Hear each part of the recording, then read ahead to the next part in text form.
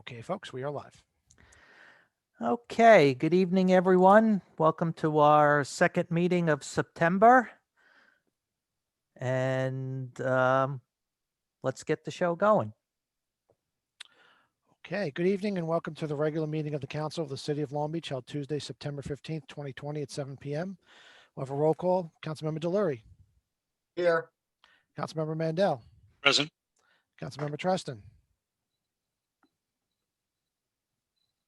Here. Okay. Vice President McGinnis. Present. President Bendo. Present. Let the record indicate the presence of City Manager Donna Gaden and Corporation Counsel Simone Freeman. We'll now have a salute to the flag. Commissioner Mirando, could you lead us tonight?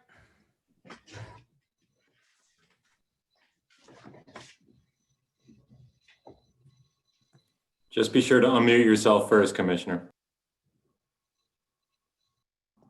Can you hear me? Yes, sir. Okay. Right hand over heart and veterans right hand salute. I pledge allegiance to the flag of the United States of America and to the republic for which it stands, one nation, under God, indivisible, with liberty and justice for all.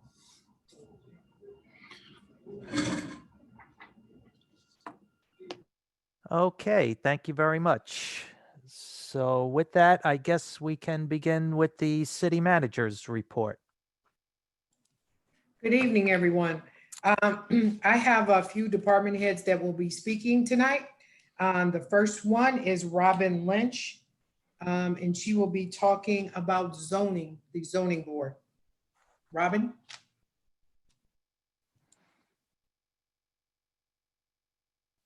You're muted, Robin.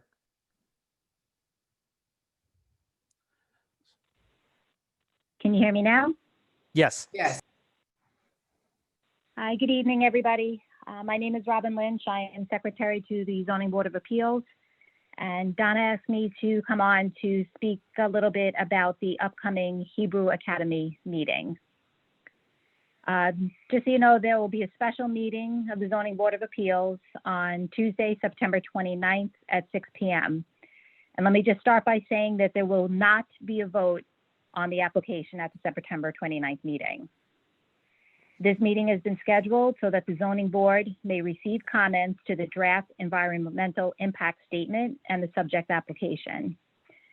Right now, the ZBA is currently working with its counsel and environmental consultants to come up with a preliminary timeframe, which will be followed in accordance with SECRA processes and requirements. And again, if I could just say, there will not be a vote on the application at the September 29th meeting. We put up on the website the directions on how to access the September 29th meeting. If you go to longbeachny.gov/zoning, it has the registration link for the Zoom meeting. We're asking that all people that would like to speak at the meeting, participate in the meeting, please register by that link by 3 o'clock on September 29th. And additionally, the public can observe the meeting via the city's YouTube channel as well. The environmental impact statement, the draft environmental impact statement, may be viewed and downloaded on the city's website. So again, the zoning page, which is longbeachny.gov/zoning. And there's a specific link for case number 2773, which is the Hebrew Academy. Additionally, all comments can be continued to be sent to me, rlynch, RLYNCH, @longbeachny.gov, or in writing to the City of Long Beach Zoning Board of Appeals, 1 Westchester Street, Long Beach, New York, 11561. Attention, Rocco Morelli, Chairman. Any comments received so far have been posted to the city's link that's on the website that goes directly to our environmental and consultants website. So any correspondence received, any comments received are posted there. So again, the zoning board would just like to mention that there will not be a vote on September 29th. In terms of the preliminary timeframe that the zoning board is working on with the environmental consultant and council, public comment will stay open after the September 29th meeting until October 9th. At that time, the applicant will prepare or begin to prepare, I should say, the final EIS. Typically, it takes about 2 months. Again, these are just estimates. And at the September 29th hearing, the zoning board will have a better sense of timing. After the applicant prepares the final environmental impact statement, the ZBA reviews it for adequacy and acceptance. That typically takes 4 weeks for review. The applicant would then revise the final environmental impact statements and address any comments. This could take another 4 weeks. If the zoning board members are ready to accept it for adequacy, that could take another 4 weeks. Again, none of these are definite. These are all estimated timeframes. But at this point, going with those estimates, there would be another 10-day public comment period in March of next year. So if any of the council have any questions about that, or Donna, if you have any questions, I know Simone is on as well in terms of legalese. So again, I just did want to reiterate there will not be a vote at the September 29th meeting, and it will be accessed via Zoom. Robin, just one quick question. So any public input could be done at the meeting on the 29th, as well as, I assume, any subsequent hearings that are held? Yeah. Okay. Yeah. Robin, this is Karen. It's my understanding that several of the appointments on the zoning board have expired. So we might have new members. How does that affect the schedule?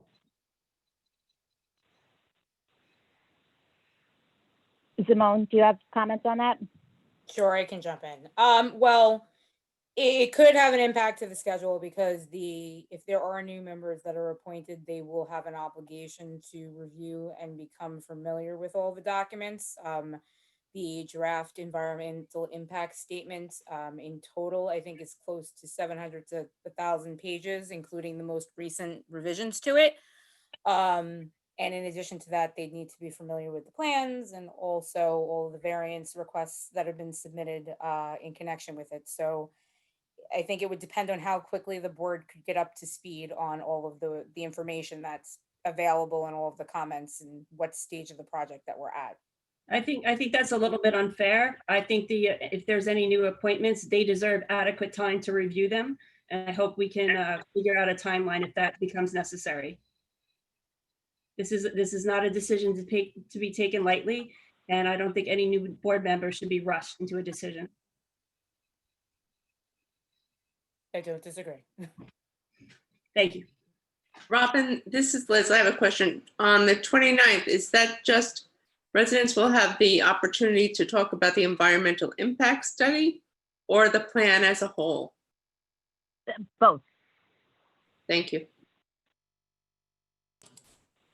Karen, and to address your question, yes, if new members are appointed or as new members are appointed, the goal is to bring them up to speed and give them the adequate time to make a professional decision on how to move forward. We can't bring them on and then not give them the information they need, train them, and go through the proper steps to make sure that they make a sound decision.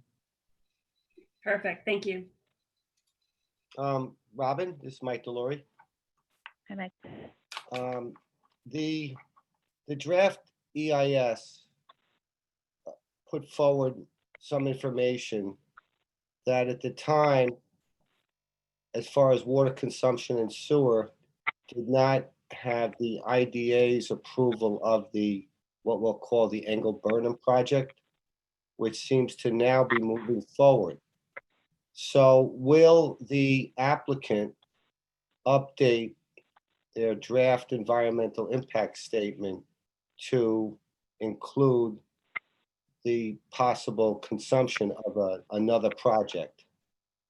And I don't know if that's something in the scope, but one seems to be the information that we do know today has not been incorporated into that draft EIS. When the public comment period closes on October 9th, the zoning board will be sending over to the applicant their comments, which comments about the water consumption can be included as well. And so the applicant would have to address those matters. So just so I understand it, that in all likelihood, a vote on this proposed development after all of the environmental impact reports are done and finished will probably not happen until the second quarter of next year, or possibly March at the earliest. Based on the preliminary time frame, and again, like I said, these are estimates, that would seem to be the earliest would be March of next year. It could go later than that. Okay, thank you, Robin. You're welcome. Does anyone else have any questions for Robin? Thank you very much, Robin. Don't hang up just in case we have a couple of questions during good and welfare. The next department head will be speaking is Mr. John Miranda, Commissioner John Miranda. Good evening. How's everybody? City Manager Gaten asked me to report on monies we've just received from FEMA, and I want to give an overall snapshot of all the money that was approved for Superstorm Sandy under DR 4086. So less than 2 weeks ago, we received a progress payment for the permanent beach structures of $1,123,000, and also a progress payment for work done at 150 West Pine Street, which is the main public works garage for sanitation, beach maintenance, and street maintenance. We received $1,310,314. So between the two, we received a little over $2.4 million, and we will be receiving the state share soon, which will be another 10% of that total. Since Sandy and the work and the numerous projects that have been done, we had a total value of projects that were approved by FEMA of $129,276,320. From that, we needed to deduct the insurance payment to cover the portion not approved by FEMA, which was $10 million, leaving total funds to be received from FEMA of $119,276,320.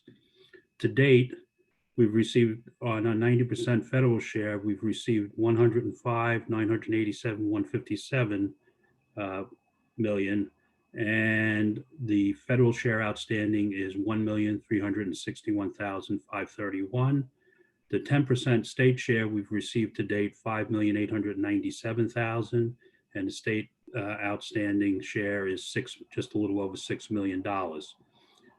Projects which have been closed and documents submitted for payment total $1,994,255. In other words, those are projects that have been complete, and all the paperwork has been submitted to FEMA. We're just waiting for final approval and submittal of that check. Projects which are in progress and progress payments requested. Some projects we are able to get progress payments as we go along, a total $750,601. So we expect shortly to be receiving another 2.6 from FEMA. Now, these were just for projects that were related to repairs that were required to get up and running from Sandy. We presently, under their 406 hazard mitigation project, have submitted for approval for 11 projects. This is under their 406 HMP area.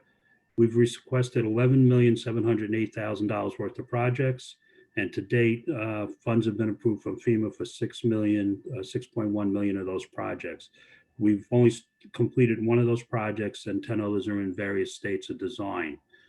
So none of this includes either a hazard mitigation plan that's being submitted by Nassau County's consultants on behalf of Nassau County and Long Beach for the consolidation of the wastewater plant, which will total approximately $95 million.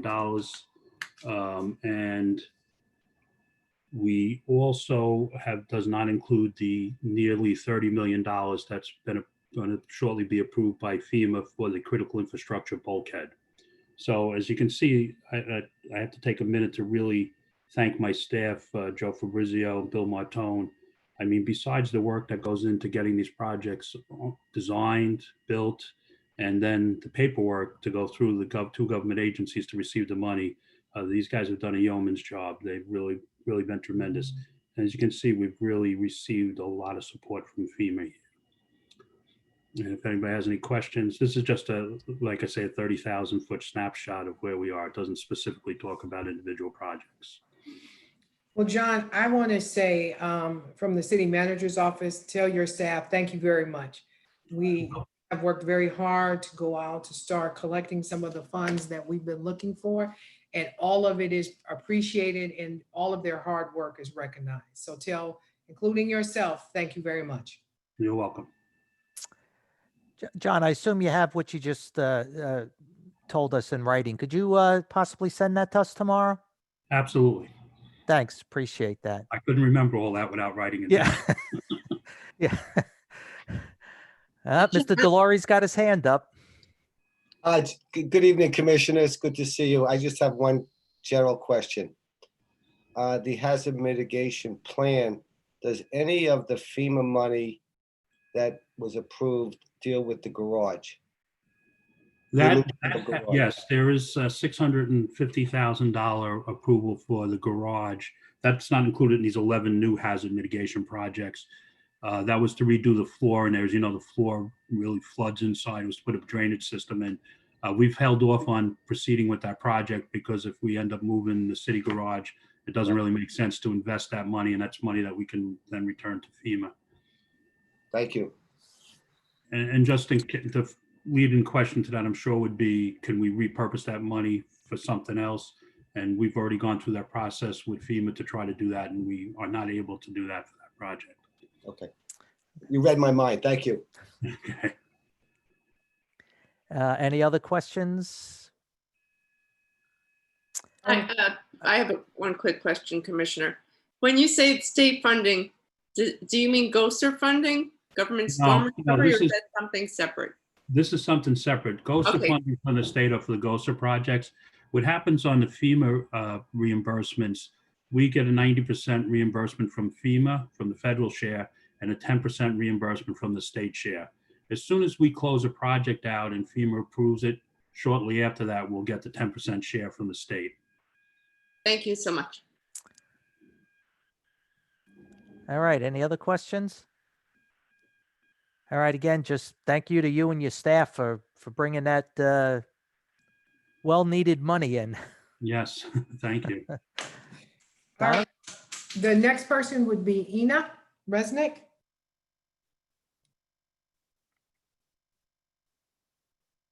You have to unmute, Ida. Yes. Hello? Yep, we can hear you. Okay, good. Okay, good evening. I'm Ina Raznik and I'm a city controller. So the Office of the City Controller I was asked by Donna to prepare a quick summary and the status update of what we're doing. And I will start with saying that the Office of the City Controller duties are defined in the City Charter, Section 27.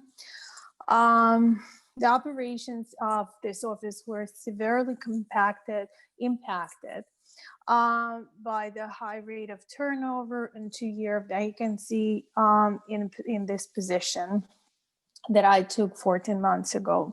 This lack of continuity in the office since 2012 contributed to the findings in both city annual reports, management letter that's many pages long, as well as the state controller's report. All those documents are posted on the city's website. While transactional functionality of the office was maintained, strategic direction and overall management of the accounting and financial reporting were for most part neglected. And also, as per Section 27 of the City Charter, my office is tasked with providing City Council with up-to-date reports on a condition of the city. In addition, one of the requirements of the FRB report, also on the city website, says that once the budget is adopted, the council as well as the city manager should monitor actual results in comparison to the budget. If actual results are not in accordance with the budget, it's important for the council to take prompt action to adjust the budget and monitor operations to stay within the adjusted budget. So it's imperative that I provide timely and accurate reports to the city manager and the city council that help them in management of the city. My goal is to make this most accurate and most timely. I strive to design and implement procedures in my office as well as the city as a whole that will allow for this timely and accurate recognition of all period-related revenue and expenses. Since February 2020, I provided City Council with financial scorecards. These are summary reports built by using City GL system.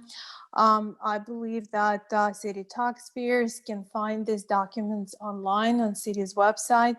In the process, the most recent one was for June 2020, and I'm in the process of preparing July and August scorecards, which should become available in the next couple of days. This should also preparing this report and providing them on a city's website should improve the transparency and city's residents' reliance on the financial management and on the financial management of the city. During my tenure, I strive to establish strategic direction and improve financial planning, management of financial risk, record keeping, and financial reporting. I worked with others at the city and our outside consultant, CMA, to develop various financial policies to provide a roadmap for various processes at the city. Such would be procurement, grant management, cash management, fund balance, as well as other policies. One of my favorite and major areas of focus is review of existing control procedures and evaluating the efficiency of existing controls. Where I deem existing controls not to be adequate, I try to implement procedures to mitigate existing previously unadjusted risks. To date, various manual controls in forms of reconciliation, checklists, etc., were already implemented. Many still need to be addressed. While talking about controls, it's important to mention that system controls, if properly designed and implemented, are always stronger than manual controls. That's one of the reasons why I'm advocating so strongly and pursuing persistently implementation of payroll time and leave management software. Executive time, we talked about it a couple of weeks ago. Other automation that's in process of being implemented, where I work with our IT department and procurement department, is moving procurement process from mostly manual to mostly computer environment. I also had worked with our software provider and with the help of the staff from my department. I believe that we had successfully addressed the management letter comment as it pertains to the capital assets, where capital assets are now properly reflected in our system of records and not just maintained in Excel schedule for the purposes of the financial reporting. Of course, budgeting is an important part of what Office of City Controller is responsible for. There are several important aspects to this specific area: proper analysis of trends and actual results from prior periods. Good analysis is a backbone of a reliable budget. A once adopted budget needs to be maintained, controlled, and to achieve that, we provide reports to the departmental managers and schedule meetings with them. and make sure that the city departments stay within their adopted budget, and that also to evaluate revenues and to see if revenue projections appear to be appropriate. Real-time analysis is vital to know, so necessary changes can be made that would allow the city to maintain its financial integrity. While it's always true, it's even more so this year with virtually exhausted city fund balance and COVID-19 and its erosive effect on revenues. The city is in the process of creating multi-year plan.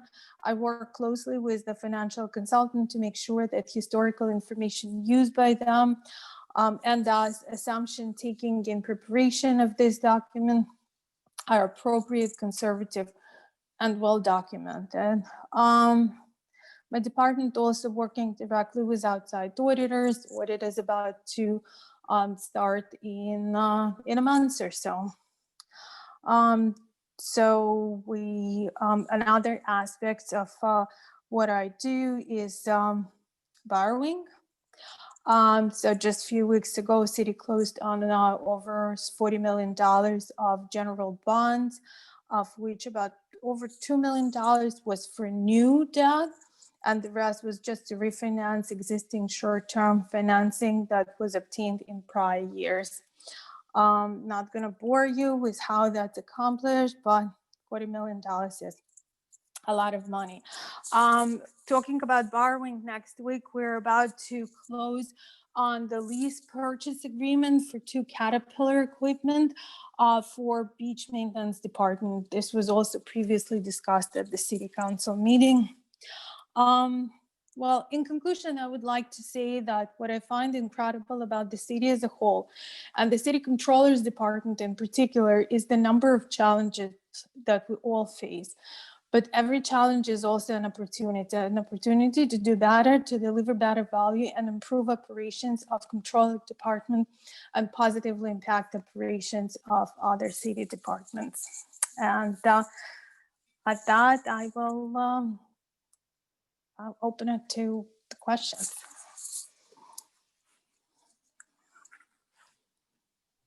Hello?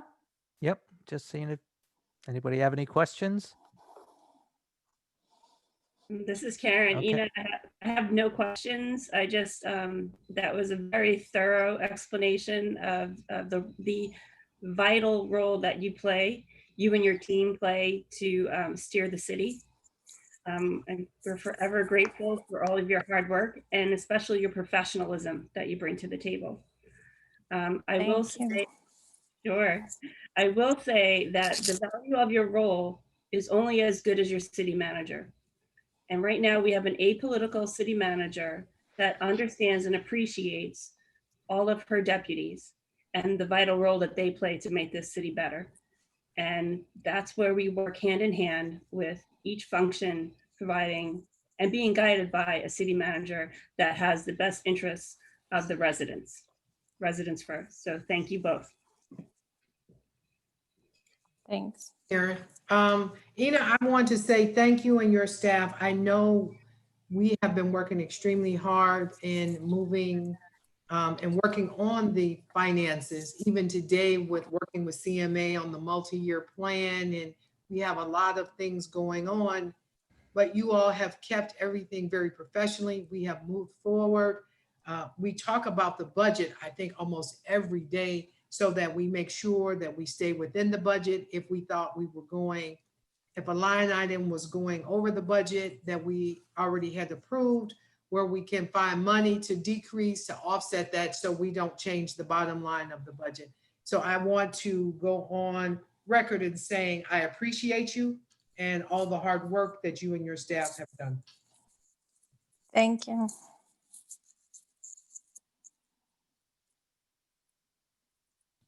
Are there any other questions? All right, our next speaker is Mr. Joe Brand.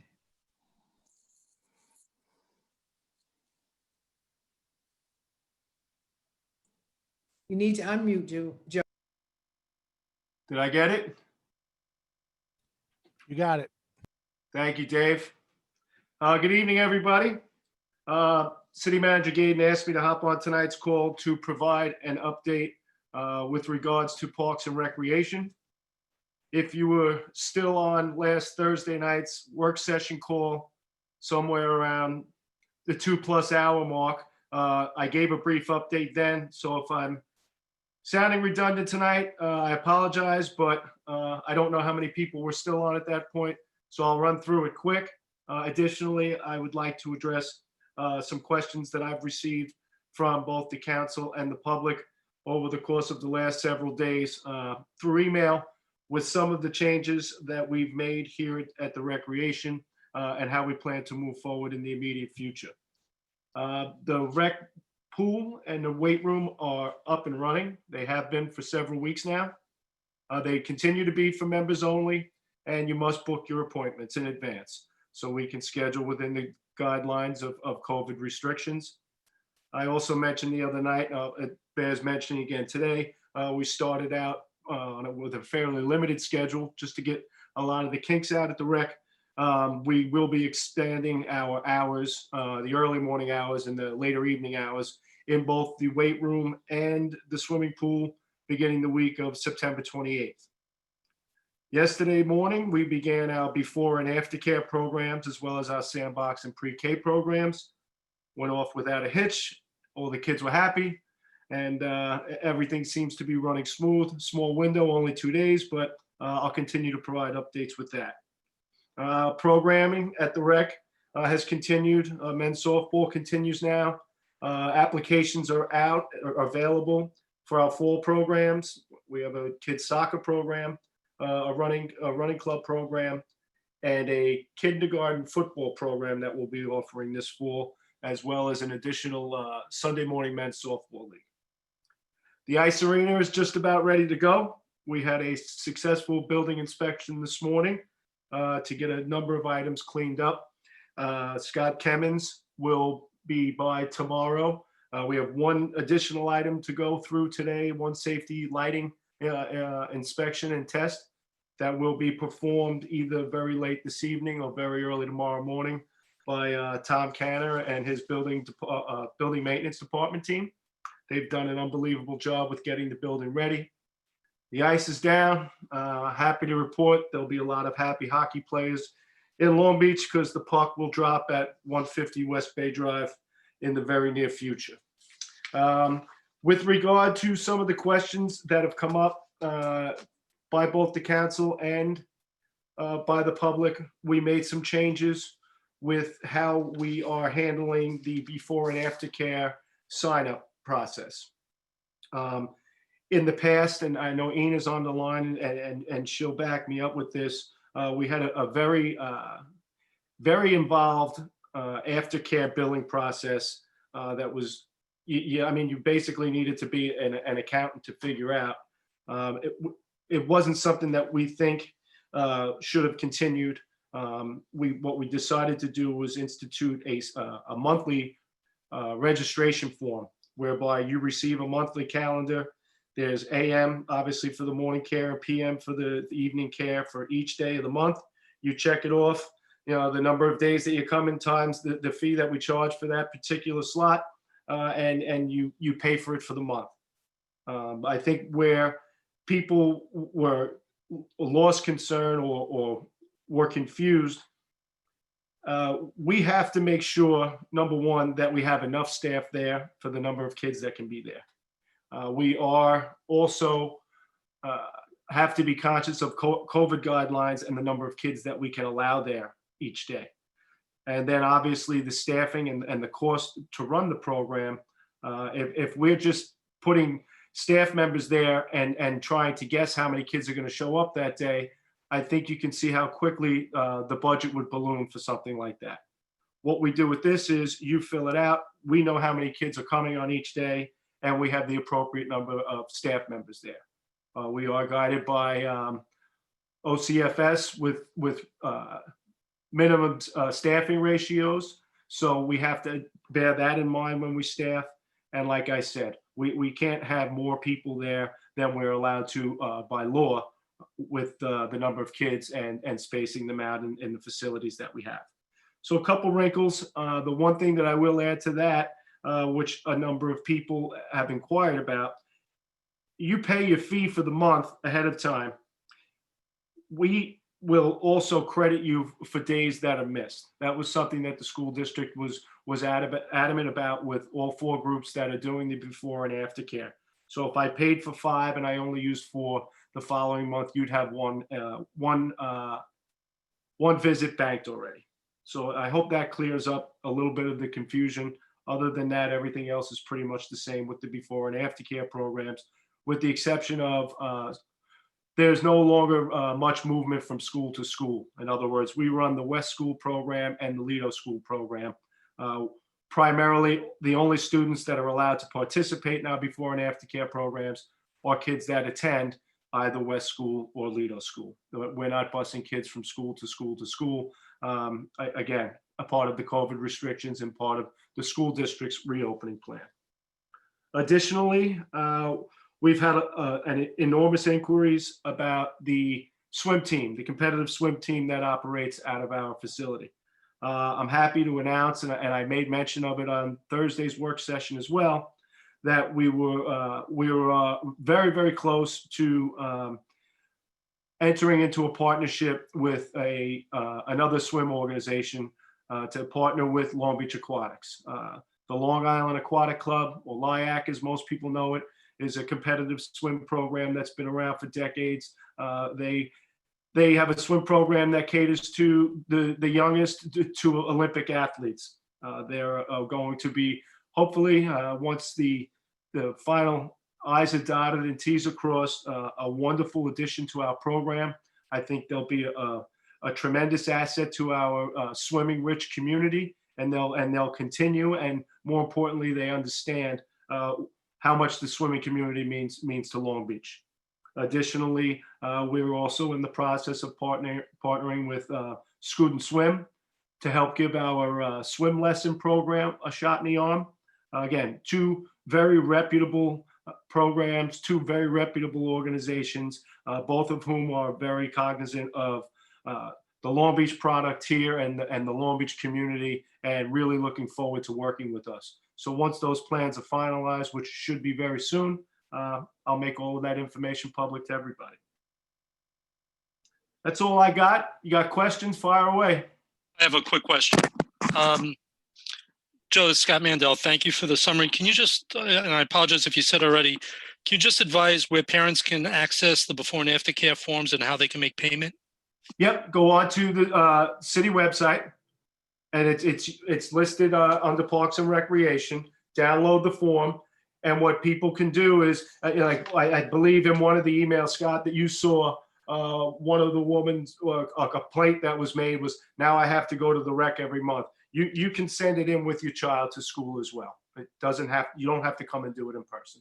Okay, thank you, Joe. You're welcome.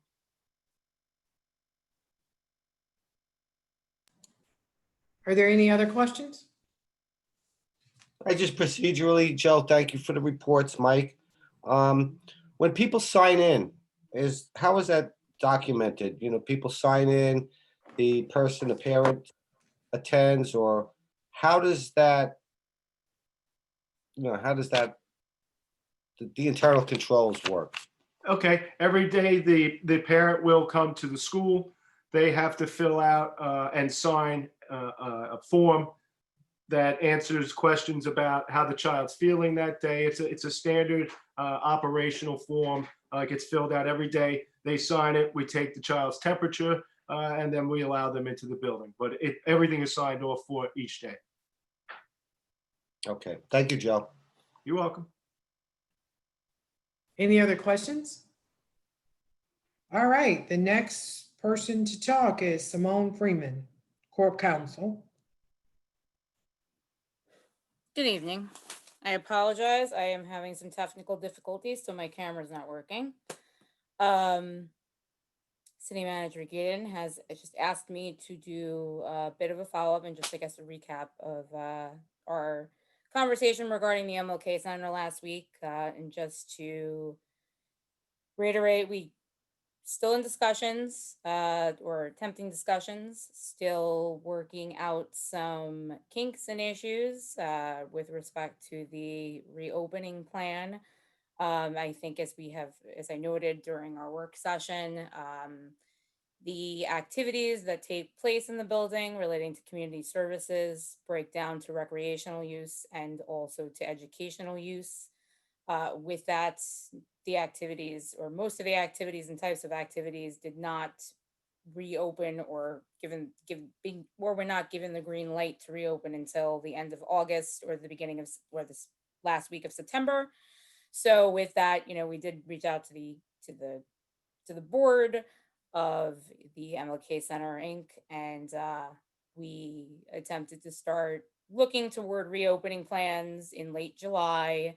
We did have one meeting with them, discussed it, and then had scheduled another meeting, and they had requested some additional time and requested an adjournment of the meeting in order to follow up and try to get some, I guess, better assistance from, on their own end, legal assistance, because the reopening and site safety plans that are required for the different types of activities that they would like to proceed with is a bit complicated.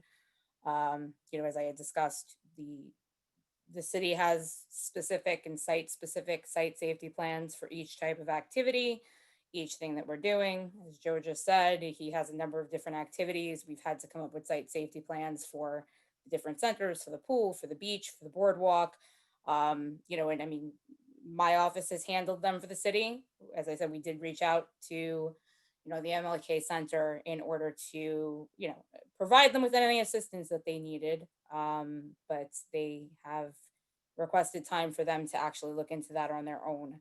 We also are working toward developing a new lease with them because they have not had a lease with us for over 2 decades, and have not been paying rent or providing some financial information that we've been requesting. So we're still, awaiting documentation. I don't believe ENA has heard from their treasurer yet since last Thursday. So we're still basically waiting on them. The activities are still awaiting reopening as well, contingent on their site safety plan and on them making some adjustments to their programming schedule. I think that's pretty much it. Does anyone have any questions? Thank you, Simone. Thank you. We just want to reiterate that the city, is not trying to move MLK out of the building. That's why we're working on a lease trying to work on the lease with MLK. We are not trying, the city is not, we are not trying to put MLK out of the building. If there's no further questions, then the last person on my list is John McNally. Thank you. I will be relatively easy breezy compared to all of the preceding department heads. City Manager Gaten just asked me to give some quick updates on a couple of events that we have coming up on the city. That Long Beach obviously has a long and proud history of supporting environmental causes, being a barrier island, and wanted to figure out, even in the COVID universe, how we could still move forward with a few of the programs that have historically taken place here. So the first one is this Saturday is what I believe to be is the 30th anniversary of International Coastal Cleanup Day. Typically, we have had, in conjunction with a few nonprofits, a rather large centralized effort for cleaning up our coastline and beaches, where 200 people would get together, get all the supplies they need, and then strategically be deployed throughout the beach in order to join in cleanup efforts and then record the debris that they were able to gather through the American Littoral Society. Under COVID restrictions, that is obviously not the way to go in this day and age. So what we're simply asking people to do is go to our website as a first step, longbeachny.gov/ICCD, which is International Coastal Cleanup Day, and download the information for the American Littoral Society.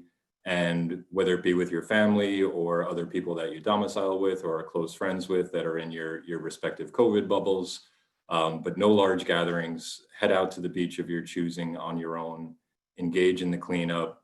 A number of us will be out there as well. The garbage cans will be out in the back of the beaches. You can dispose, of the trash that you collect that day, and report back up to the American Littoral Society what was collected so that we can continue this tradition in what is obviously a most unusual year for such things. The next one up is actually next Friday, which would be for Long Island, the 8th annual Car Free Day. Another very strange one given COVID. There's obviously a number of people that continue to work remotely from home. Public transportation is not necessarily widely encouraged at this stage of the game, though it's obviously a necessity for many. So we're asking folks to, again, on our website, you can get all the information. It's longbeachny.gov/carfreedayli. That can take you to a pledge. And I believe the city collectively, including all of our residents, received a bronze award last year from the Car Free Day larger national organization for the number of people that took the pledge to participate. So we would ask people to take the pledge and avoid any trips that you might take that day. Get on your bike, take a walk, go visit a local store as opposed to driving to a chain store, whatever it is that you can do. And once again, these truly unique and hopefully one-off times to eliminate a car for your life for the day, and even beyond that as well. But please take the pledge, keep these initiatives going, because we are obviously a community that is very reliant upon living in a clean and environmentally friendly manner. So that was really it from my standpoint. Are there any questions? No, thank you. Well, as you can see, the team and I, we've all been working very hard. You just got a couple of people out of the whole management team of some of the things that we've been doing in the city. So that concludes my report. All right, thanks, Donna. A lot of information there. So why don't we move on to the agenda, Dave? Okay, our first item is a public hearing for resolution granting waiver of off-street parking requirements for premise 28 West Park Avenue, street floor for an early learning education center. And we have Tim, who's the proprietor of the shop. He's on the panel right now. Great. Hi there, I hope I'm saying it right, Mr. Conhai? It's Kanai, but it's okay. Kenai. Okay, Kenai. Sorry about that. So could you just tell us a little bit about the business? So basically, I'm running an early learning center for ages 1 through 5, and I'm breaking it down to 3 sessions at 2.5-hour increments. The first class will be 8 to 10:30, 11 to 1:30, and 2 to 4:30, and 15 children max as far as the CDC allows us to have. And the half-hour breaks is to allow us to clean and sanitize the place. Okay, and this is preschool children? 1 through 5, so 1 through mixed 5. ages. Okay. So mixed ages, and we're also catering to children with needs as well. I also have a sensory room, and some of my staff are therapists as well. Okay. And just for the information for the people that might be listening in, this is the old Ocean Ride cycling space above Tutti Frutti frozen yogurt place. So Yes. that's an interesting place to have all those kids. Going to have them probably trying to run downstairs all the time. Well, yeah, I thought about that. I put a fence to try to stop that, but hopefully it'll give her business as well. Maybe the parents especially. Right. What do you anticipate your hours being? 8 a.m. to 4:30 p.m. Monday through Friday. All right. And about how many employees do you anticipate having? I have right now, I'm anticipating 4, 3 part-time, 1 full-time. Okay. Great. There any questions from the council members? Yes. Hi, Tim. This is Karen. How are you? Well, and yourself? Good, thank you. Can you tell us a little bit about yourself and how long you've been in Long Beach? Well, as far as my background, I've been here, almost 5 years. I had a house on East Chester Street, Mhm. and now I live on East Bay Drive. Okay. And my wife and I have 3 children. 2 of them they were just started school a couple of days, Timothy and Ethan. Uh-huh.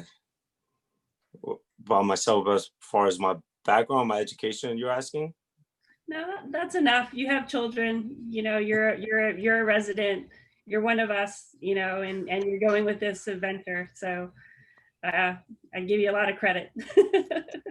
Oh, thank you. I think it's needed, especially in this situation. Most of my clients were concerned about the COVID and about COVID and sanitizing. So some of them are afraid of sending children back. But I'm doing it in small increments, and I have more than enough space to provide proper education for these children and socialization as well. That's right. Thank you very much and best of luck. Thank you. Mr. Kanai, this is Liz. I just wanted to say that the moms are all abuzz about your sensory integration classes. And I saw you when you were standing for the pledge that you saluted. So I just want to say thank you for your service as well. Thank you. All right. Any other questions from the council members? All right. Dave, why don't we go ahead and maybe move on to the vote for this so we don't have to have him stay on the call for the Okay. for the I other was just discussions. checking to see if there's any questions from the public, but I have. Oh, yeah, sorry.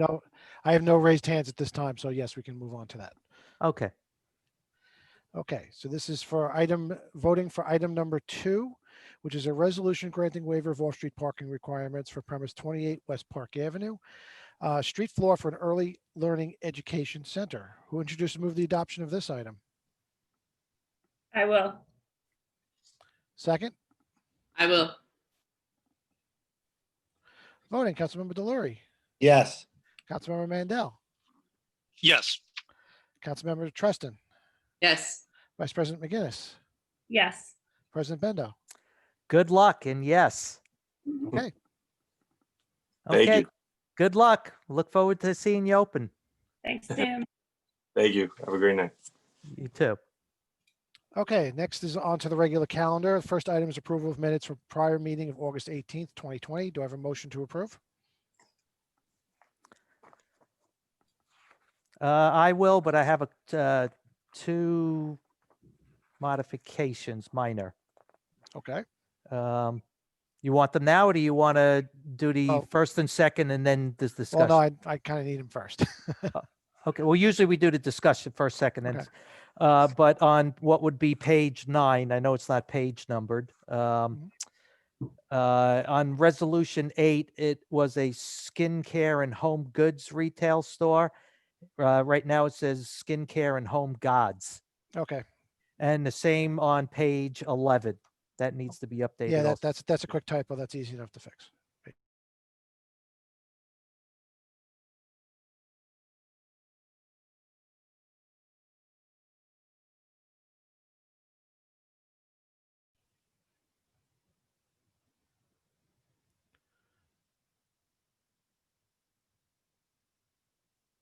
Wait a minute, I think I just lost everybody here for a second.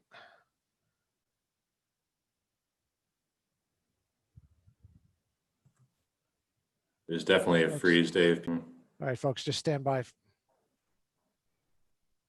Yes, the stream just got interrupted too. Hang on, I gotta. Nope, that's I'm still back. coming up. Everybody back? Okay. Wait.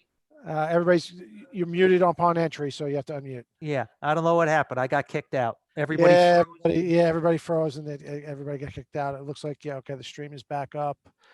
And do we have everybody back on? I believe so. Yep. Okay. I don't know if Scott's on. Mandel? No, Here. I don't see. Nope, there he is. There he Yes, is. Scott. Okay, so getting back to where we left off. So President Bendo made the motion. Who will second the motion to accept? Anyone? I will. Liz? Second. Okay. Voting Councilmember Delory, Yes. Councilmember Mandel. Yes. Thank you. Councilmember Treston, Yes. Vice President McGinnis, Yes.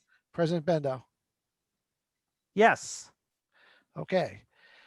So now we're Dave, gonna I'm sorry to jump- interrupt. Go ahead. Just to double check. When we all got booted off, our attendees did not get booted off, did they? Some might have, but it looks like I'm still showing a full list of 14 attendees. Okay, very and good. Thank you. and I'm monitoring the YouTube feed, and that the feed is streaming, Thank you.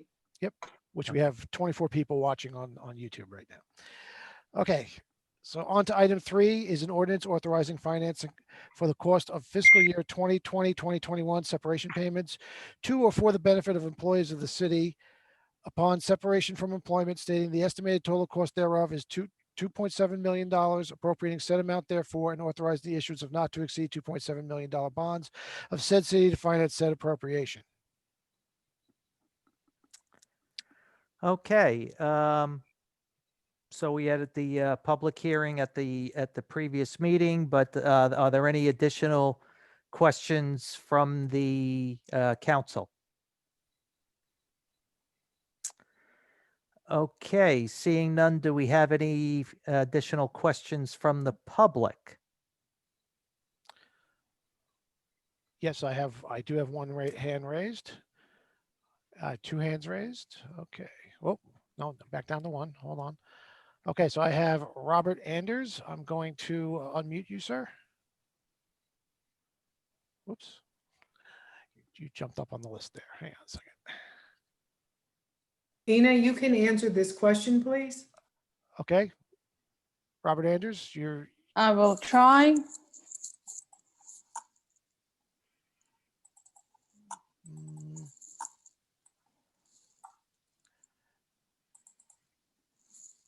Hey, Dave, yeah, go ahead. do we ask the person where they live in Long Beach when they come on? Like, in other words, Robert Anders, Long Beach? Yes. or- They Probably. if they wish to state their name, at the very least we need the name. It's up to them if they want to state the address. No, not the address, but it's a Long Beach resident that will be coming on. I don't know that until they state where they're from. Right. Okay, thank you. So But we- Mr. Anders, you're muted. You need to unmute yourself. Yeah, I'm gonna hit you one more time, He and has to do it.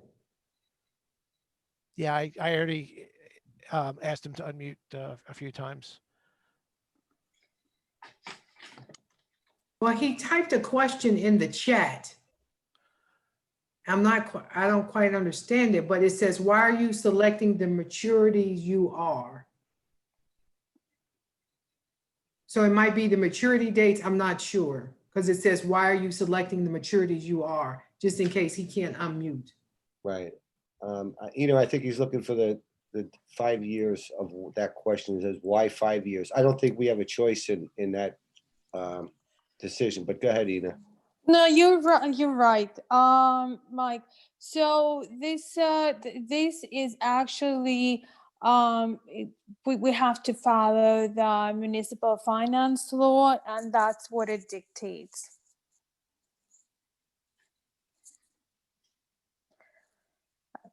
Thank you, Ina. Sure. Okay. I have no additional hands. Okay, then hearing none, let's move on. Okay, our last item is item 4, resolution authorizing publication for notice. Oh, of wait, public- Whoop, sorry, Dave, before you move on, so we have to close the hearing. Okay. So now we can move on. Okay. So item 4 is a resolution authorizing publication of a notice of public hearing of an application to waive off-street parking requirements for premise 6 West Park Avenue for a health products retail store. This item is for publication only. The hearing will be held October 6th at 7 p.m. Now we'll go on to the voting for the last 2 items that we didn't vote on yet. So item 3 is an ordinance authorizing financing for the cost of fiscal year 2020, 2021 separation payments to or for the benefit of employees of the city upon separation from employment, stating the estimated total cost thereof is $2.7 million. Appropriating said amount therefore and authorizing the issuance of not to exceed $2.7 million bonds of said city to finance said appropriation. Who will introduce and move the adoption of this item? I'll make a motion to adopt that. Second, I will. voting, Councilmember Delory, Yes. Councilmember Mandel, Yes. Councilmember Treston, Yes. Vice President McGinnis, Yes. President Bendo. Yes. And finally, item 4 is a resolution authorizing publication of a notice of public hearing of an application to waive off-street parking requirements for premise 6 West Park Avenue street floor for a health products retail store. Who introduced and move the adoption of this item? I I will. will. I'm sorry, who got that? Liz, Okay. Second, I will. okay. Voting, Councilmember Delory. Yes. Thank you. Councilmember Mandel, Yes. Councilmember Treston, Yes. Vice President McGinnis, Yes. President Bendo. Yes. Who will make a motion to close the meeting? I will. Second, I will. Oh, Scott will. John, we both will. We both Okay. vote. to close. I'll flip a coin. Okay, Councilmember Delory, Yes. thank you. Councilmember Mandel, Yes. Councilmember Treston, Yes.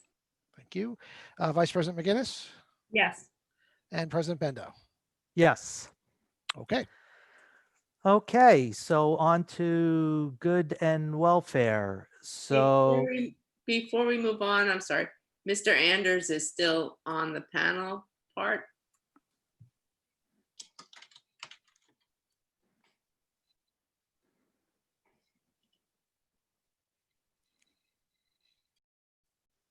that's only because I had asked him to unmute, so hold I on. believe that's taken care of now. Yeah, there you go. okay, It's done. so there we go. All right, so good and welfare. You have 3 minutes. And if you would like to speak, just please raise your hand, hit the raise your hand button. Obviously, we ask that you exercise decorum. And Okay, so our first speaker is Ellen Wewell. Hey, Ellen. Good evening. It's good to see you all and join you on my first Zoom City Council meeting. How's everybody doing tonight? Good, thanks. Good to see you. Thank you. My name is Ellen Vivel and I live in the West Holm neighborhood of Long Beach. Could Long Beach please commit to keeping the boardwalk and beach entrances open through the winter and through any future changes with the COVID pandemic? Last spring, the city closed the boardwalk and limited beach entrances, citing the large number of COVID cases in our city. Although people close to me had been struggling with shortness of breath from the disease, friends had family members pass away, and relatives were furloughed, somehow it was the announcement that our town's boardwalk was closing that made me cry for the first time. It also seemed ironic to crowd dozens of blocks of residents into just a few beach entrances. We know a lot more about the virus now than we did in the spring. As we approach 6 months of social distancing and masking, we're all trying to keep ourselves healthy, sane, and connected. The outdoors is a relatively safe place for people to be, and our beautiful beach and boardwalk are tremendous local resources that can help us get through the months ahead. This winter, they may be enjoyed even more than usual. Yet a new retractable barrier was installed on the Laurelton Boardwalk entrance recently. Not sure if there are barriers at other blocks too. What's this for? And every winter the boardwalk has some time where it's covered in ice or snow. Could Long Beach commit to keeping the boardwalk and beach entrances open throughout the pandemic, by which I mean avoiding multi-day closures? And could we plan to assertively clear the boardwalk of snow and ice? Thank you. Okay, bunch there. let's see, let's start with, and I don't know, John, Donna, or Joe, if probably Actually, just Rich about, Burial should answer that. He is on the call. okay. And I assume we're talking about here the closing of the boardwalk. Closing up the boardwalk, really talking about closing the boardwalk when we had to do everything, beaches, adjust the hours. Okay, Rich. Yep, I'm on. Can everyone hear me? Yes. And can everyone see me? Oh, too. All right, great. Uh, Kind of, sort of. Ellen, how are you? So I think what you're asking for is a commitment from the city. I can't commit the city to anything. I can kind of give you the process of how this all unfolded. It was just as shocking and crazy for us as it was for every resident who was here. Initially, the boardwalk closing was based on numbers and the sheer development of something that was very unknown to the entire nation and the world. So we were going by a lot of what Governor Cuomo was talking about in terms of emergency orders and executive orders. And we had to make, or the city had to make a really tough choice on safety, especially when the warmer weather was coming around. So we did close the boardwalk for a period of time in an abundance of caution with the mindset, or at least I believe the mindset that it's better to be safe than sorry. As far as the commitment to permanently keep it open throughout the pandemic, I think if the development of this pandemic has shown us anything, is that the numbers change and circumstances change. And we will do our best to keep our residents safe while simultaneously balancing the need for, outside exposure and human interaction. But we've had to close the boardwalk. We've had to open the boardwalk. We've had to modify hours. We've had to modify beach hours. We've had to seek permission from the Department of Health to do all of these things because I don't know if you know, but Governor Cuomo in his executive orders required any local authority who was taking some sort of emergency action or order to get permission from them first.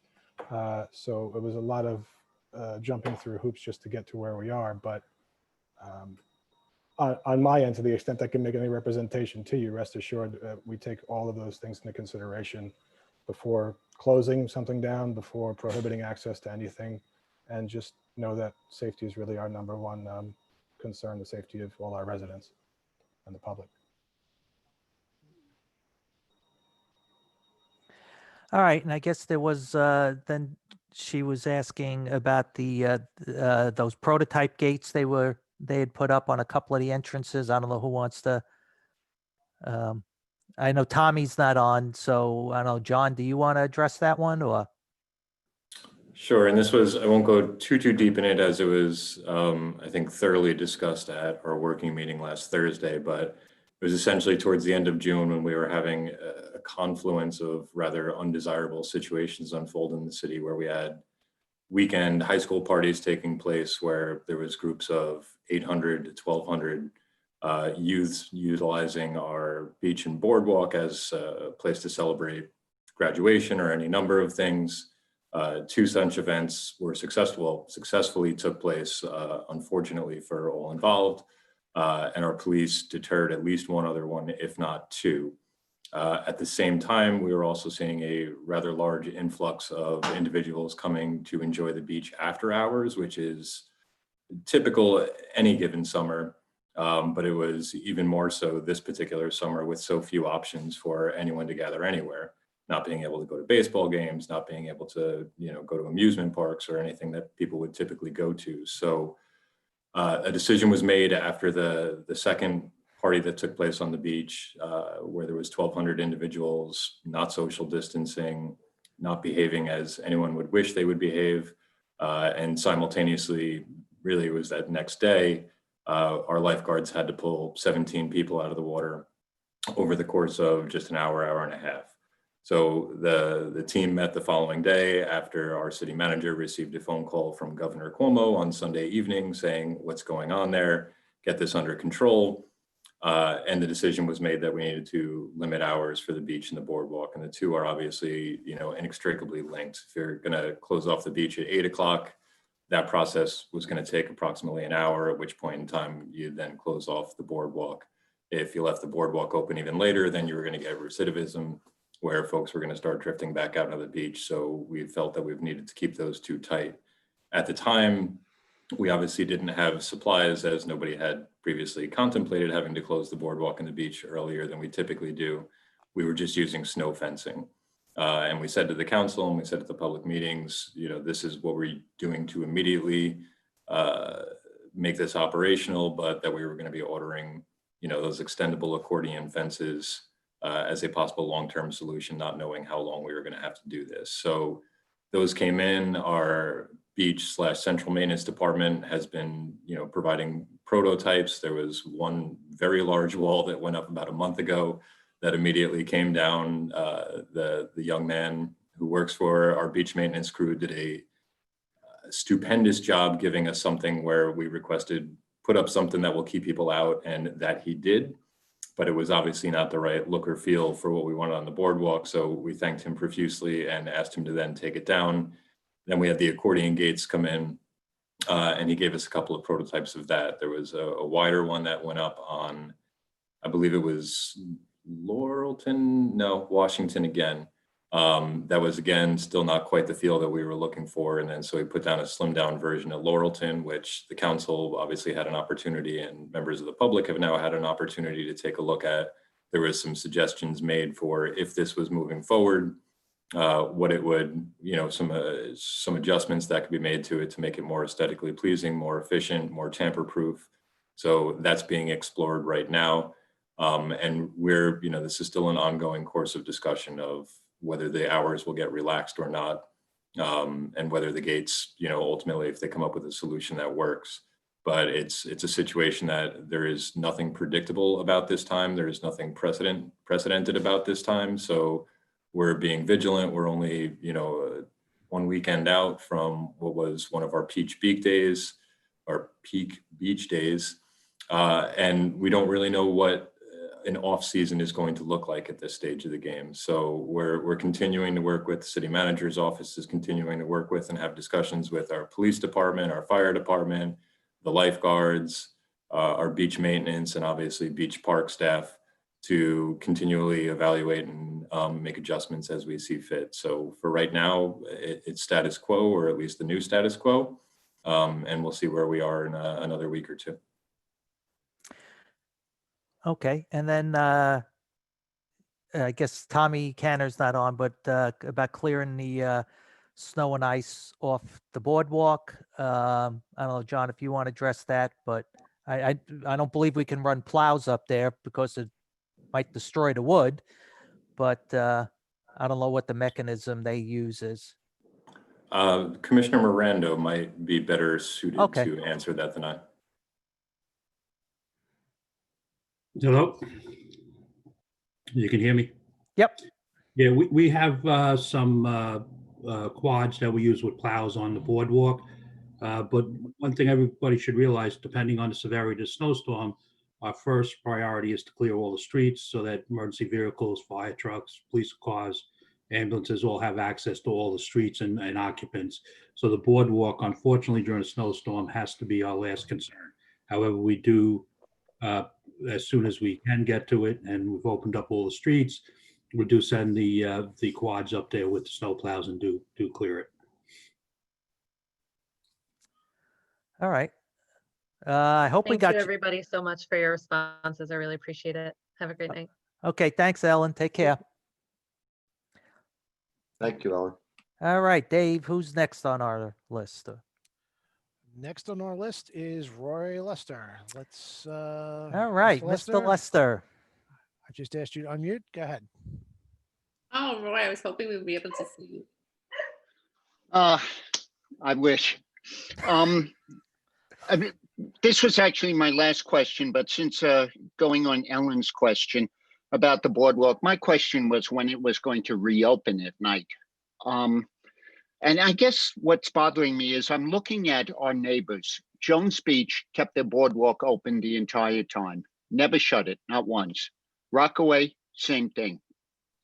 And I know we had problems, and I know nobody wants 1,000 kids or 1,200 kids on their beach partying.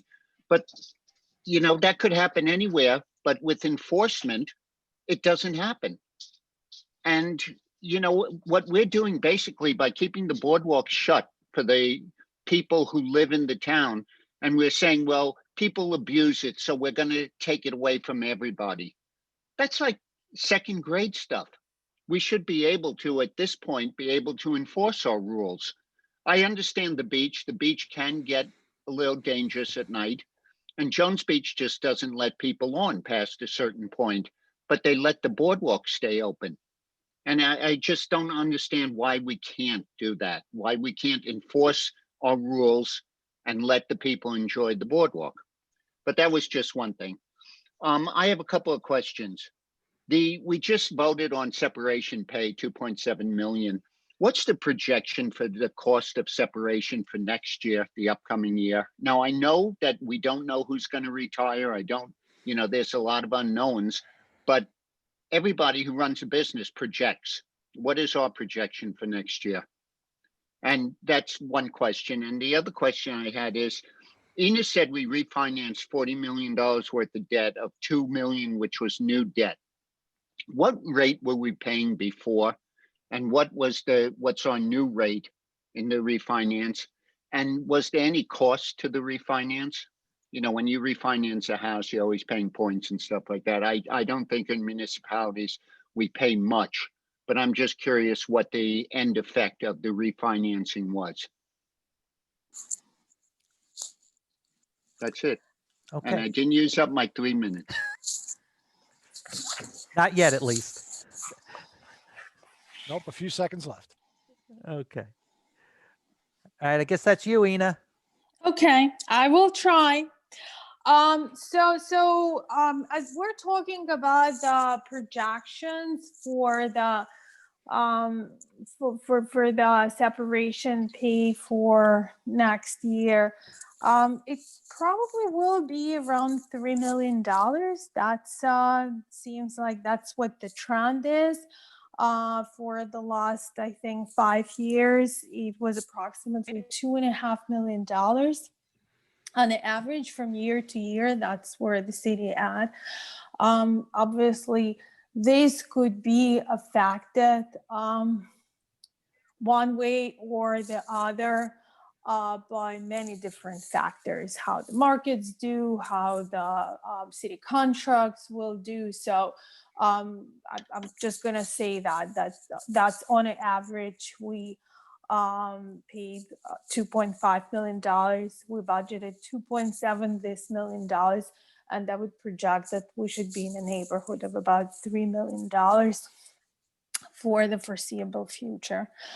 As far as I'm sure I want to add to that we know there is a known piece to that, and then there is an unknown piece to that, right?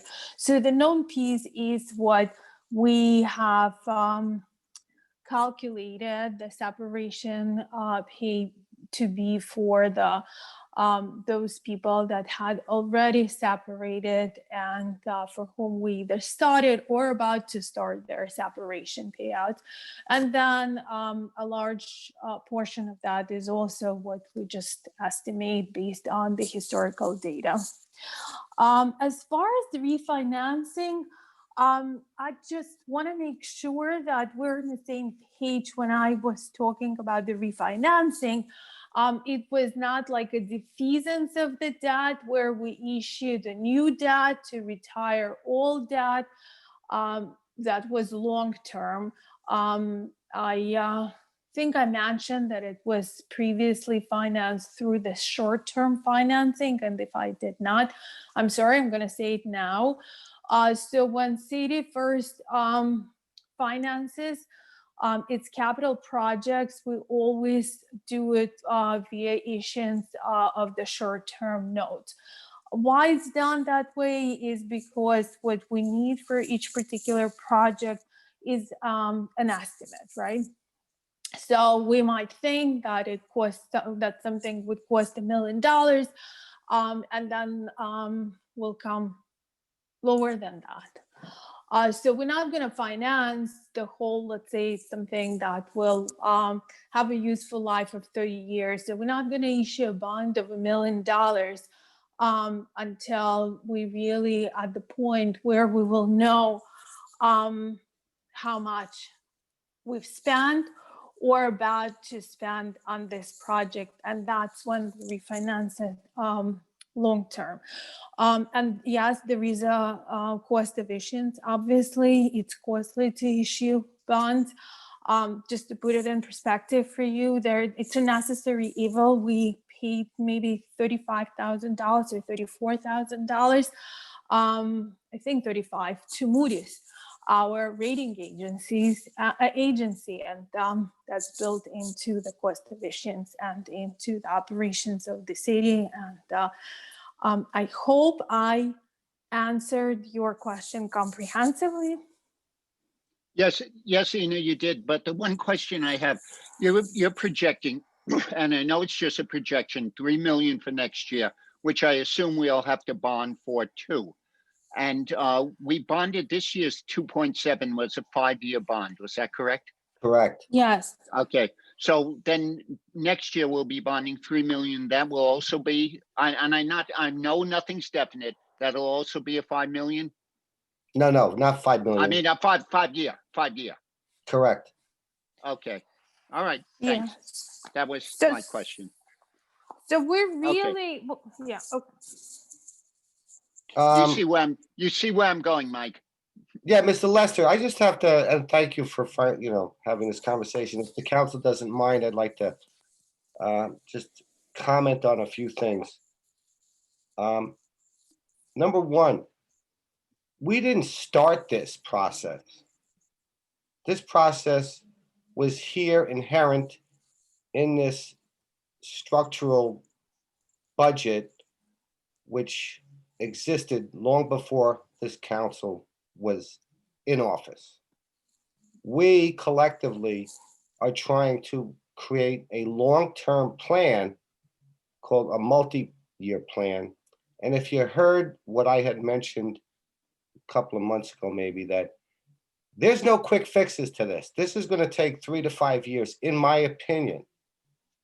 But there are obligations that are going to occur next year, and the city controller, Ina Resnick, has done an excellent job and is continuing to monitor it. And I'm the hardest person on her, and I'm satisfied at this point. I do not like debt. I think that with this management team of Donna Gaden and Ina and others, and we will get through this, Roy. I just don't know exactly when. But I'm confident to remain here if the people want me to monitor this going forward. Because once it's done and satisfied, I'll be happy to hand over the reins. Thank you. Thank you, Mike. I really hope you're right. But going back on all the budgets, you got to read them. The statement year after year says it was the other guys and we're going to pull us out of it. But I think you do have the right team now. So let's hope. And Roy, I've been to those budget meetings, so I know exactly what you're talking about. Thank you. Okay, you're welcome. Hey, Roy, this is Donna. Was that a compliment to the team? Please, Donna, you want to ruin my reputation? Roy, I thank you, Roy. Thank you very much. Roy, don't ruin it, but I just want to bring up a point of clarification here. So there, as Ina pointed out, there's been a trend over the past several years of the city borrowing $2 to $3 million a year to make separation payouts. A few years ago, Mr. Bendo pointed out that he would like the substantiation for those payouts. When he requested that, there was research done, and it turned out that some of the payouts did not follow the code of ordinances of the city. That resulted in a payout, quote unquote, scandal. That was over 2 years ago, and the Nassau County District Attorney has still not made any decisions on that or notifications to this council. So that aside, the city has done a very good job to verify to their best ability that all of the separation payouts since then comply with the code as best as they can. So that means that we have an obligation this year and next year and going forward, but that this council has done everything they could to verify that the payments they're making going forward comply with the code as best they can. Does that help you? No, that, I It assume, I assume that's what you were doing.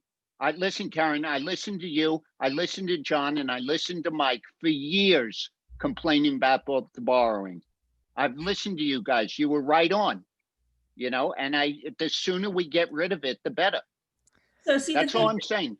And So that's- and I'm I not was- sure, I'm not sure I- if you realize that the adopted budget for the general fund this past year is actually $2.4 million lower than the previous budget. But we borrowed 4.2 right after that. But that was partially because of COVID, Roy. I know that. My crystal ball doesn't predict COVID. I know that. Mhm. But- So that's why we are trying to put this city in a position to be able to replenish our fund balance so that we can deal with crises that happen in the future and don't have to borrow to the extent that we had to now. And I applaud you for that. Right. So this way, we're making the payouts that we're obligated to. We're lowering the expenses. We're providing better revenue projections, and we're trying to turn the ship around as best we can. And it's not going to happen overnight. But I'm not attacking, Karen, I'm not attacking you. I'm not, really. I know, but I appreciate your diligence in asking the questions because again, you've made me look back and try to explain to you that this is not made up. This is a very tough decision to borrow again, and it's not made lightly. So I appreciate you holding me to task. Okay. Okay. All right, thanks, Roy. welcome. And just just make on a closing note, and this is one of the reasons why the city is currently working on a long-range financial plan, so we can get out of this Cycle. basically this cycle of borrowing, which we shouldn't be doing for operational expenses. But it's a process, so, but the process is at least taking place now. So, all right, who is next on our list? Next is Dina Fiore. Hello, Dina.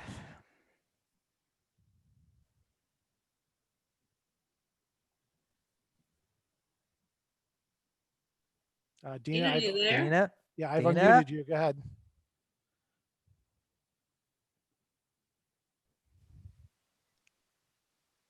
Dina, Dina.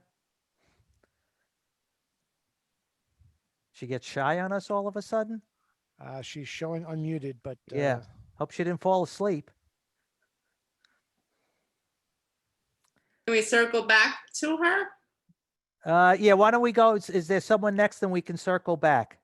yes. Hold on one second. Let me move her back down. James Lynch. Ah, Mr. Lynch. Hold on, I got to promote him up to the panel because his version's not compatible. Okay. Go ahead, Mr. Lynch. There you are. All right, we can see you. Just unmute yourself there, James. Hey, we even get to see him too. Yes. Good evening to the council. Good evening to the council. Good evening to the council. Hold on. Wait, hang on, Jamie. We got to fix your connection's bad. There's some, hold on. Your connection's bad. Yeah, if you're watching it on another device, you got to mute that better. device.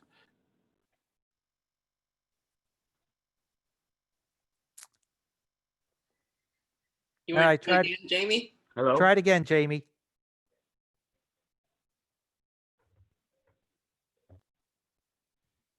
Hello? Yep. All right, we got you. Can you hear me? Yes. Yes.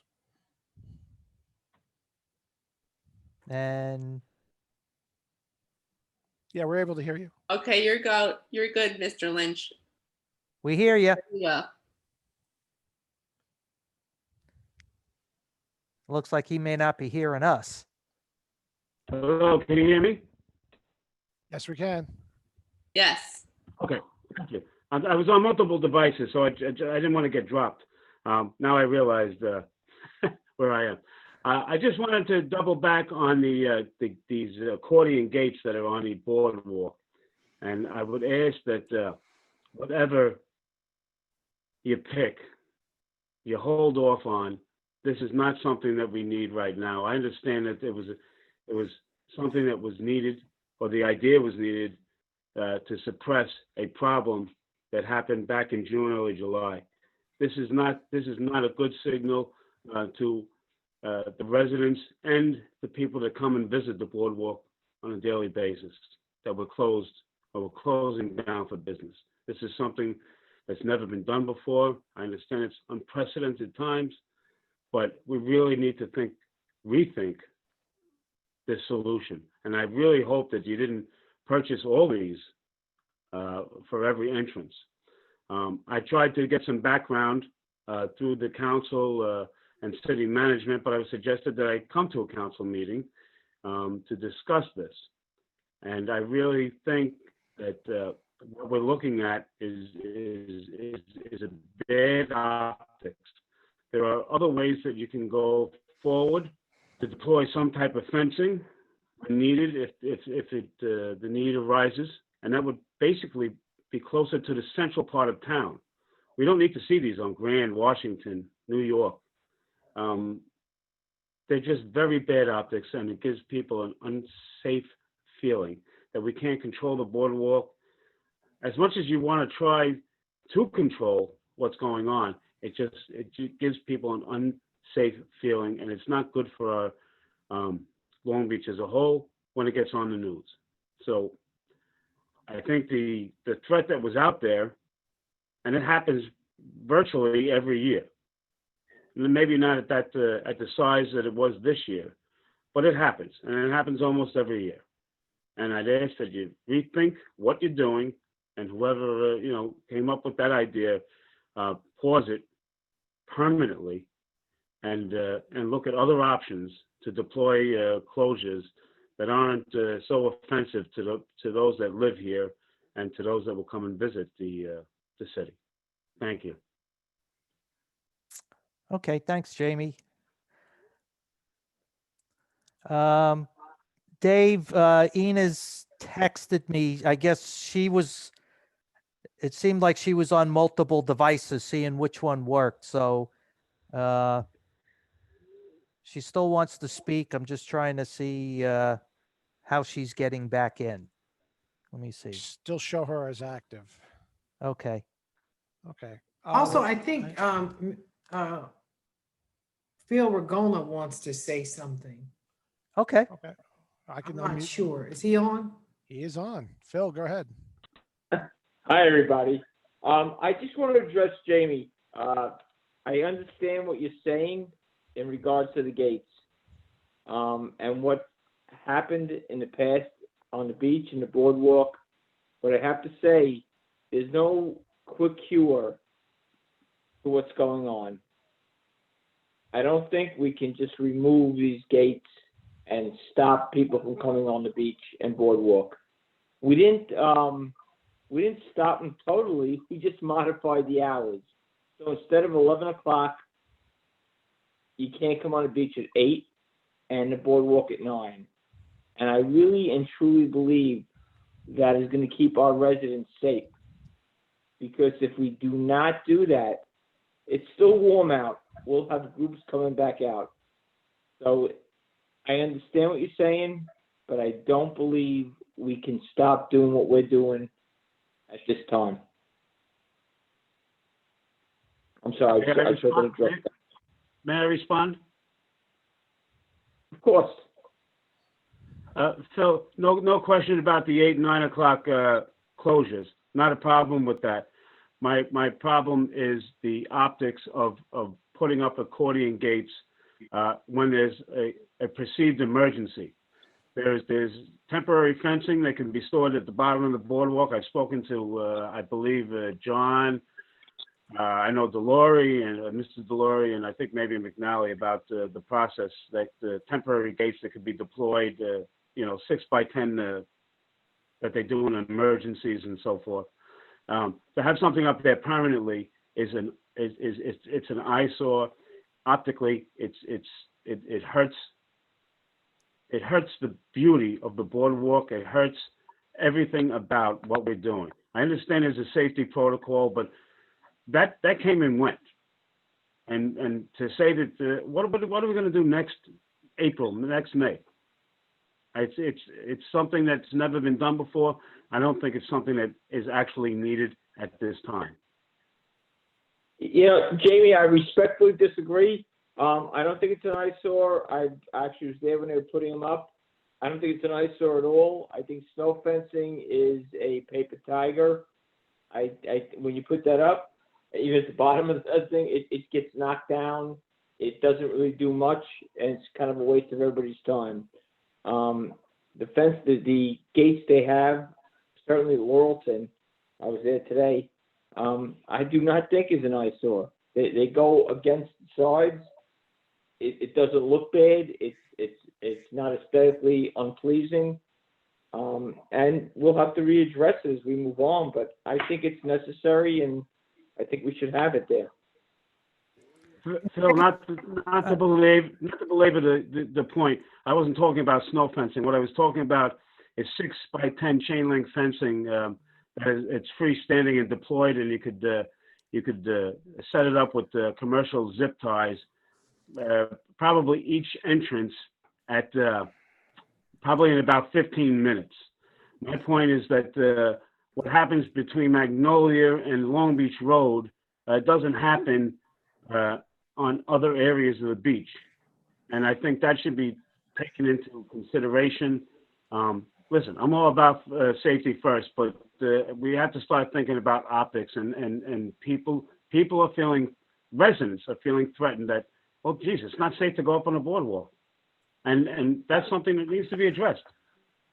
I have to say, Jamie, I think the fencing you're talking about is more offensive than the fencing that's up there at Hey, Laurelton. excuse me, Phil. Phil, Yes. excuse me, Jamie, we will take your comments under consideration.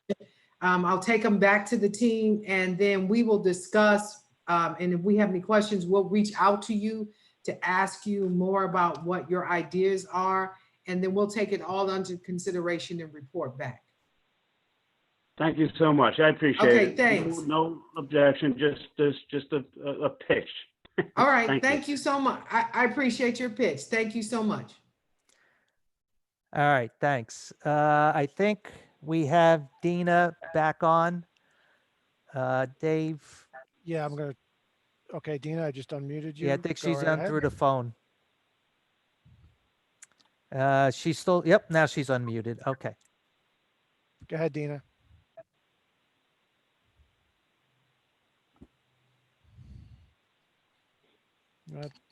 Dina? Dina, we still can't hear you.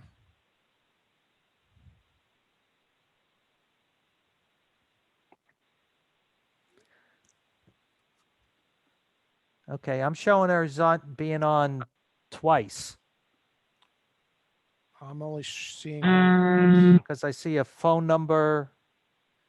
I see a phone number, and then I see her phone number, and then I see her. Looks like she's in through a computer too. Hold on one second. Let me unmute.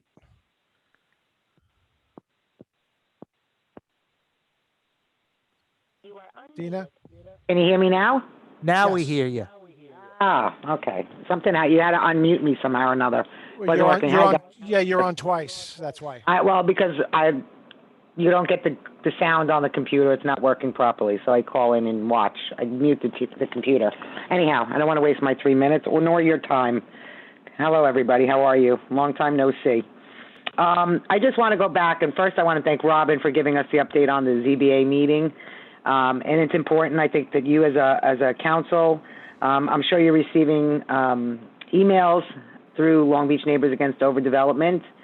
And while it's a little disheartening that this meeting is happening or potentially could happen. I think we just need to go on the record.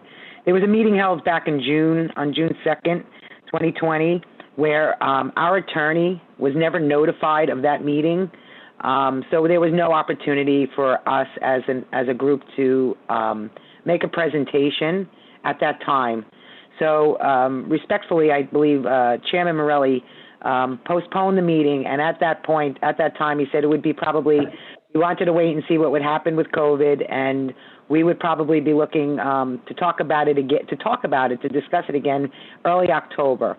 Here we are on September 16th, 15th. We received the first notification yesterday that the meeting is going to be held in 2 weeks. And again, going on the record that it is rather sad. I don't think with this group, this organization is taken seriously enough that they're given the courtesy of this meeting or being told about this meeting in a timely fashion. If that meeting was going to happen on the 29th, I'm not really sure how long they've known that this meeting was going to take place on the 29th, and to be given less than 2 weeks to make a presentation for the opposition is rather, I think, inconsiderate. I don't know if that's the right word, and I don't want to upset anybody. We're not being given the equal opportunity to present in a public forum with our expert testimony. It's really going to be quite difficult to get our experts that live in different parts of the United States back here like we did in March of 2017. 3 years this project has been on hold. It's been on ice, for lack of a better word, waiting on environmental impact studies, et cetera, and now all of a sudden, June, it was shoved down our throats with no notification, and now it's being shoved down our throats with less than 2 weeks notification to try to coordinate our opposition once again, where the plans are only able to be viewed online. Our attorney has not been sent any current plans. We've not been sent a copy of an environmental impact study. Everybody says, oh, it's 1,000 pages. I would respectfully request that a copy be made for the organization, even if it means putting it on a zip drive, and even if it means somebody coming to pick it up. I will also state this, as I did send an email out this morning. Our attorney has reached out for corp counsel for the ZBA, and because we're very upset, and we'd like to know the details of what was going to transpire, and as of now, we still have not gotten any response back, or he has not been responded to at all. I would like the City Council to know that Long Beach Neighbors Against Overdevelopment is a very legitimate group of people, of residents, that number in the thousands, who are in opposition against this project and who deserve an opportunity to present a full opposition with experts, et cetera. So, that said, maybe you can talk to the zoning board, and while they can have their meeting on the 29th, we too should be given a date at a later time, an opportunity at a later date to present the opposition. I will tell you, after tonight, and watching on this I tried YouTube, Zoom call, and Zoom. If I had a packed room, I have a packed Zoom meeting of 400 people like we did in March of 2017, I'm not sure your systems will be able to handle that kind of dropping calls and not being able to speak and not being able to hear clearly their point of view.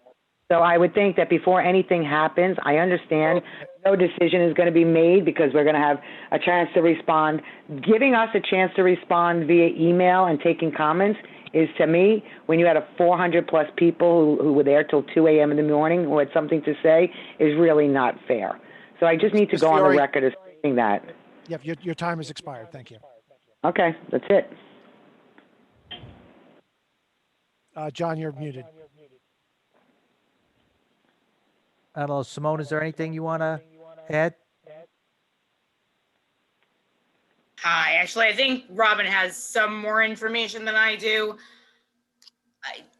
Dina, if you could, I'm sorry, who is representing you? Is it Charlie? Because yes, it is. Did not reach out to my office this time around. He has in the past, and we have definitely worked with him. When we had the June 4th hearing, he had requested some additional time, some additional leeway. we coordinated with him. We did provide him with everything he had asked for. This time around, he has not actually reached out to me directly. Roy's happy to coordinate with him.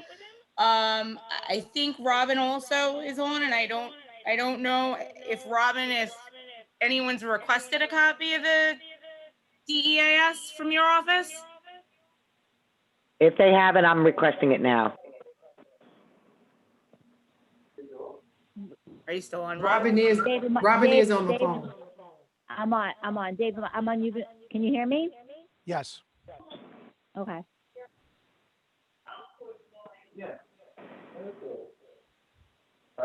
Robin, you're on. Go ahead. Okay. I just missed the last part of what Simone had said. Oh, I had said that Charlie hadn't reached out to my office, and I don't think that he had requested a copy of of actual hard copy. But I think you would know better than I would. So. I mean, I know it is online. We can certainly get it to a zip drive. We can have the applicant produce a zip drive, and I can get it to whomever requests it. So they need to provide as many copies as requested.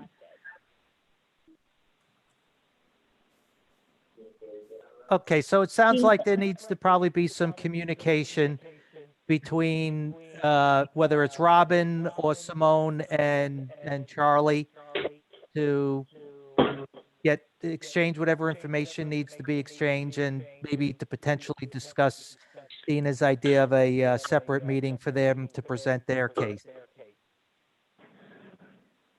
So, oh, If you're not speaking, can you please mute? yeah, yeah, Mike. I have a Well, question. yeah, I think Dina probably has her computer speakers on, so it's creating a echo feedback loop for everybody that speaks, Dina. So just make sure that your computer's mic or volume is completely off.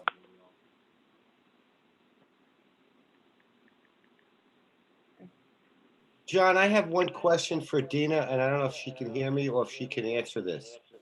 I thought I heard her say she didn't get the plans or was unable to get the plans. I don't know what plans specifically she's mentioning.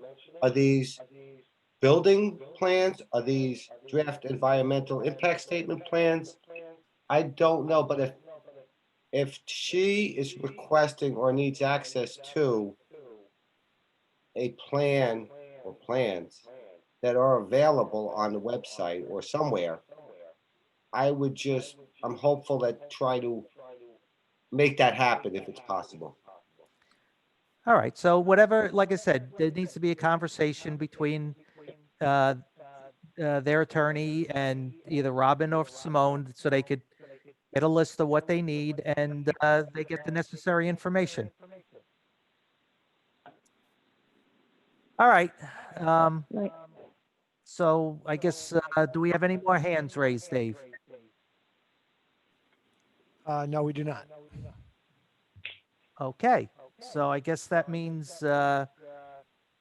so ends another night. And thank you everyone for joining us. And we will see you at the next meeting. Liz, you want to say anything about the This will census? be my final city council request that you tell 5 people that you know to fill out the census. It takes 10 minutes for 10 years of funding. That's your assignment for this evening, Long Beach. Have a good night. And we actually had a census worker come to our door. We had Yeah. done the census, but they were coming around door to door. And the census worker said that Long Beach was pretty low compared to other communities on response rate. Come on, Long Beach, we can do much better. It affects how much federal aid we get and state What's aid that new road? What's the It's website? called Liz? revenue. and revenue. Local Yeah. revenue. Revenue. What's that road? You need to fill out census. Do your part. I sound like my mother. And we had a gentleman make a comment online about the boardwalk and the gates issue, so we should just try to make sure to get back to him offline. Okay. All right. Thanks everyone for joining us, and we will see you next time. Thank Have you. a good night.